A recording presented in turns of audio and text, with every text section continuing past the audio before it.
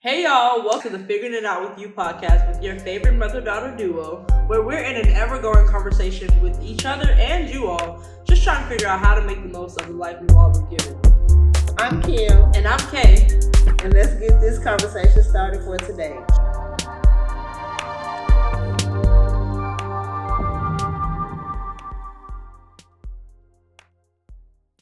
Hello, guys. Welcome back to the Figuring It Out With You podcast.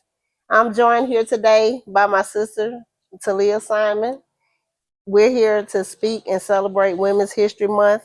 Women's History Month is a celebration of women's contributions to history, culture, and society, and has been observed annually in the month of March in the United States since 1987.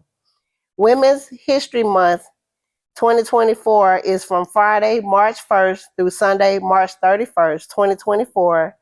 And in the month of March, we will be highlighting women that have made a positive impact in our personal, professional, and spiritual lives. Again, today I am joined by my sister Talia Simon. My daughter Kay is not here. She's not present with us today due to religious reasons. She will definitely be back with us the next time as we continue to figure it out with you. So again, I just want to say welcome to my beautiful sister. Thank you so much for joining us. And as we are in the month of March, thinking about women that have made a positive impact or contributed to us, I just want to highlight Talia. We had a very non-traditional, non-conventional upbringing. We all had to make sacrifices to support each other. And I just want to tell her thank you for contributing and sewing into me. She's one of the best aunties and sisters that a woman could ask for. So I just want to tell you that I love you so much and thank you for everything that you've done for me and the kids. I love you too, and thank you.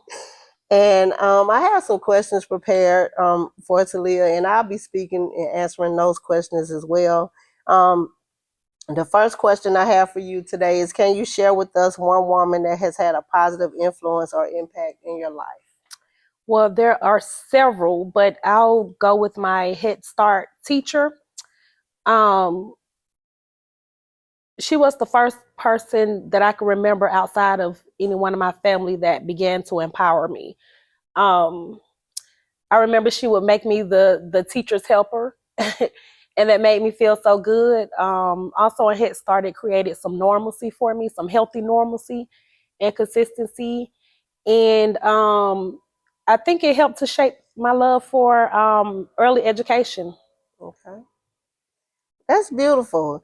And I could think back on several teachers that have poured into me as well.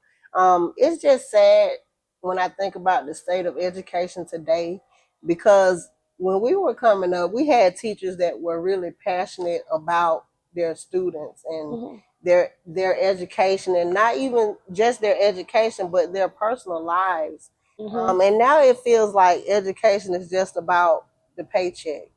So I am so happy that you were able to highlight her and you were able to, like you say, feel empowered by the words and the ways that she was treating you at that time. So that's really awesome.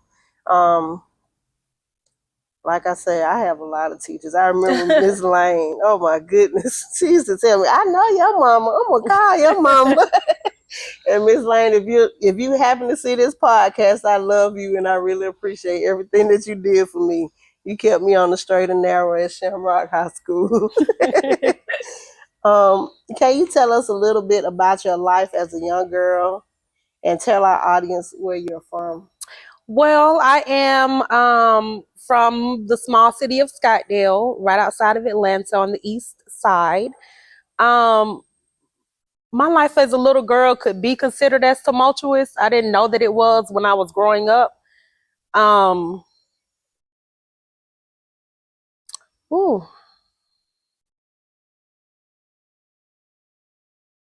life as a young girl. I grew up in I guess you could call it a blended family. So I have two families on either side, a family from my dad's side and a family from my mom's side. So I grew up going back and forth. I'm grateful to have been able to grow up with both sides of my family because I think it helped to bring some balance into my life. And I consider them as one big happy family. I definitely agree. And one thing about our parents, my dad was not as present, or our dad was not as present as our mom or my mom, Talia's mom. She never taught us that this is your stepsister. We grew up, this is my sister, that's your sister. And she did the best that she could to take care of all of us. So I really appreciated having Talia as a sister. Like she says, our life was very tumultuous. We didn't even know that we were poor. We didn't know that um, every that other people weren't living like us. Like we had no idea. We always had each other, and that's one thing that our mom did teach us was stick together and take care of each other. So I'm just so grateful for that. Me too. And Yeah. she did. We were rich in love. That we were. Yes. Yes. And she always, and we also learned that material things, that's not what it's about. Life is about memories and just thinking back on the good times.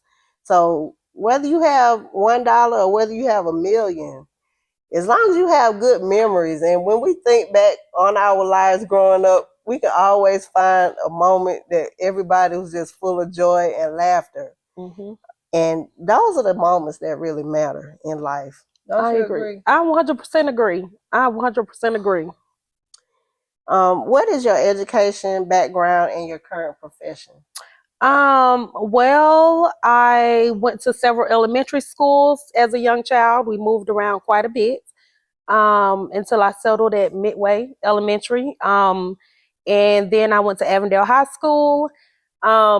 When our mother died, I did not graduate from high school because of, the circumstances, but I did continue on and get a GED. I did go to college. I have several certificates. And my degree, which is a bachelor's degree, is in psychology and human services. And I currently work as a technical assistant, coaching early childhood programs in the QRS system, quality rated improvement system. That is so great. And I'm going to do my best not to get emotional. But when I was telling her thank you, my sister actually stopped going to school to help me take care of my children. When our mom died, I was 21 years old. Do you remember how old you were? 16. And at one moment we were living with family. It didn't really work out the way it was supposed to. We ended up getting an apartment, and I was working at KFC, making bare minimum wage. And at that time I had Malik, and during the process of me at KFC, I got pregnant with Kay, my co-host to this podcast. And we just did what we had to do. Leah, she stopped going to school. She was at home with Michaelia. And our brother Sean, he was able to continue going to school. And I just remember thinking what in the world is going on? But I'm just so grateful that you never gave up, that you had the tenacity, and that you were driven to continue. And I remember at one point she was taking 6 or 7 classes to finish early. And I was like, girl, that's crazy. And it was.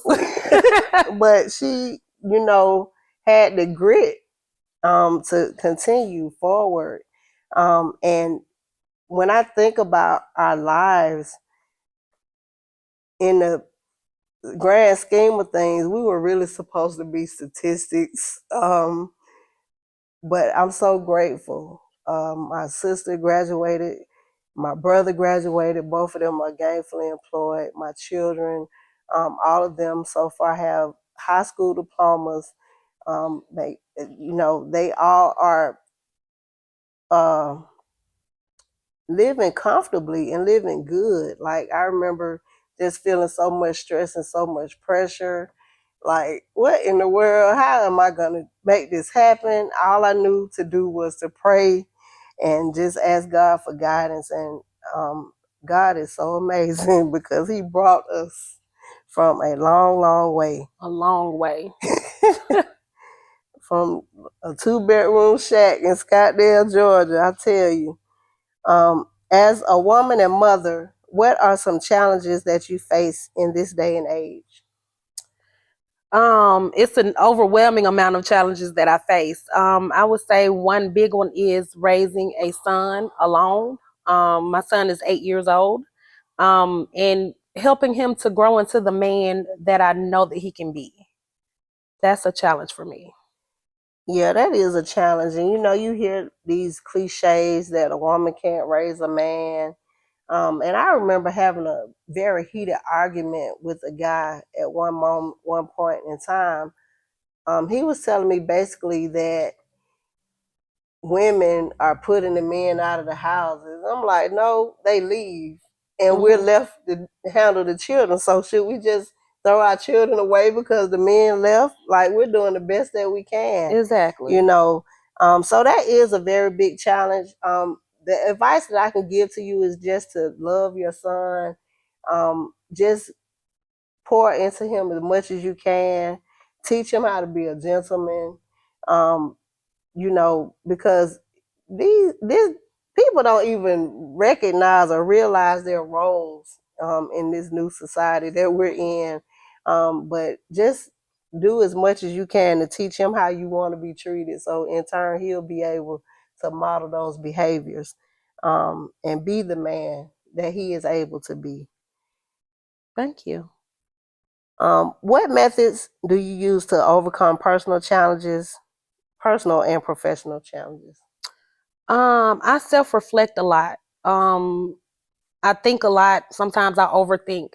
But I think about the worst case scenario, the best case scenarios, and really try to weigh my options when I'm coming up with decisions. And I think a lot about what could I have done differently. I try my best to be accountable and to fix, things when I have messed up something. And like I said, I self-reflect a lot on what I could be doing differently or better. Amen. I reflect a lot. I am an overthinker as well. I'm sure it's in our DNA. It comes from the trauma, actually, from childhood. I agree. But accountability is a very big word, and it really means a lot.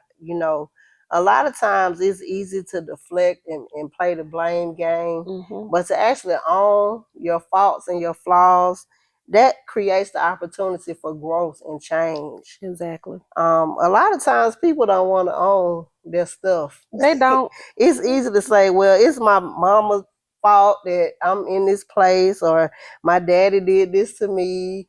But at some point, you have to just grow up. Like I've said in previous interactions in this podcast, our parents did the best that they knew how to do, and so whether it was right or wrong, whether we agreed with it or not, it was their best in that moment. So we have to be accountable. Yep. Either we're going to model their behaviors or we're going to change and grow. And gratefully, we chose to change and grow. I heard a saying from a pastor, R.C. Blakes. He said that whatever parenting you did not get growing up is your job to parent yourself as an adult. Amen. Amen. That is so true. Because hurt people. If you continue to hold on to that trauma, you're going to, in turn, hurt your children. You're going to take them through those same traumatic situations and instances, and it's just a never-ending cycle. Exactly. So I agree with that 100%. Can you tell us about a difficult moment in your life that was directly related to being a woman, to you being a woman? I had a lot of difficult moments.